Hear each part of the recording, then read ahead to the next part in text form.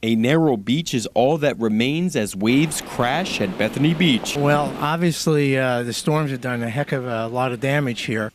Today, Delaware Senator Tom Carper and Assistant Army Secretary for Civil Works R.D.JAMES walked Bethany and Rehoboth beaches. They too learned what's being done to prevent our beaches from washing away. There's a huge threat to a major part of the economy on Delmarva and certainly in Delaware. And I think the beach renourishment and the dunes rebuilding is a very important part of this to keep this available for our people.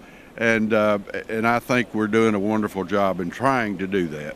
About a week ago, where I'm standing, there were stairs. Now all that remains is beach erosion. We are a month away from the beach replenishment here in Bethany, but some elected officials are saying we can't go long periods of time without thinking about the Delaware shoreline. And by the time the summer rolls around, we will be standing at about the toe of the dune, and there'll be a whole lot more beach out in front of us. So that resets that erosion clock back to where we want it to be, and that the challenge is to get funding within 3 years to maintain that rather than wait 5 or 6 years for it. It was only a few years ago when the beach dunes looked like this. Now, not much remains. Residents are taking notice. A couple of the entranceways have been washed away, and I see some of the stone breakwater that I haven't seen in years is visible this year. So something's got to be done by the tourist season to hopefully keep the economy rolling here in Bethany.